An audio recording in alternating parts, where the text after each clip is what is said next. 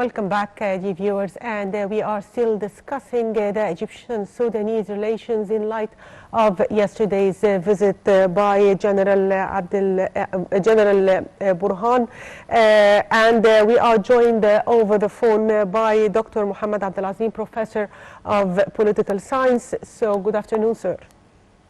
Good morning. Good morning to you. Rather, good morning, sir. I'd like to ask you about the main topics that were tackled during yesterday's talks and the outcome of the visit. Actually, as I mentioned before, for yesterday, it's a very long, really, and historical relationship between Egypt and Sudan.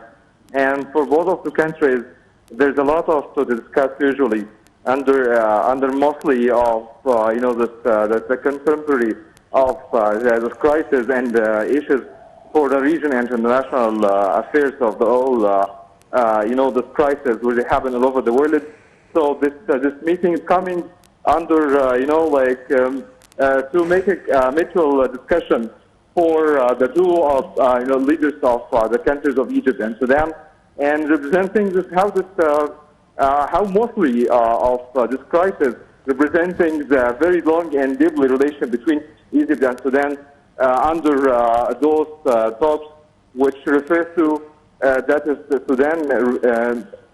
Just mention about the role of Egypt to managing and leader most of the crisis, and not not just for I think the region, but even just for to make a cooperation between the leadership and the powers of the world. So, Mr. Abdelazim, do both presidents share the same views regarding a number of regional and international issues, especially the water file? Yeah, sure. As I said, it's mostly of last talks which coming by Mr. President Abdel.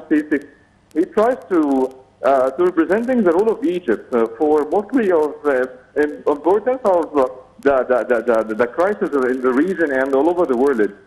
So last talks which happened really in in Sharm el-Sheikh, and even with some phone calls with Mr. Putin, and for with this last visit by the General of Burhani for Sudan, representing this how Egypt value the relationship between the mostly of cooperation with regional and international countries power. And here is the point: how is Egypt still working on under any circumstances for the different relations, and the figure out is that we can really solve and find a specific solution for this kind of crisis without finding a cooperation and ties between those countries. So the joint high committee between Egypt and Sudan has been elevated to be on the presidential level. What is the task of this committee, and how has this helped further bilateral relations?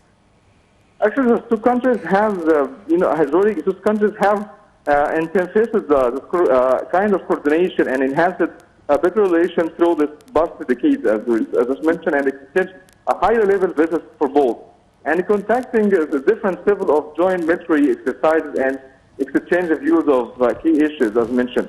So, mostly the important issues like for instance, dams and reviews, the point of view of Egypt was representing mostly of international forums and most of meetings. That is, we cannot find a solution without a diplomatic and friendship relation with the neighboring countries.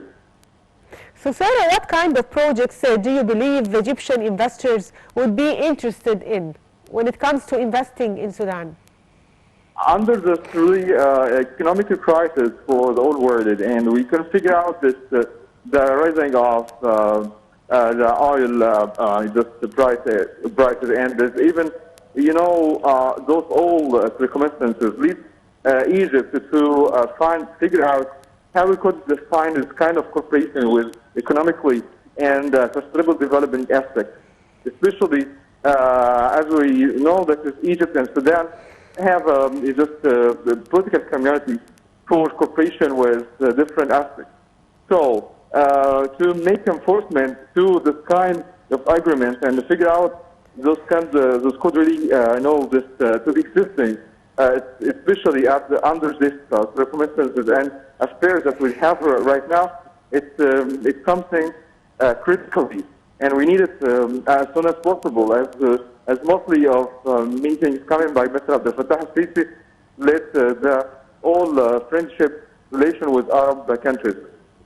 Yes, I'd like to thank you, Mr. Dr. Mohamed Abdel, Professor of Political Science. Thank you for being with us.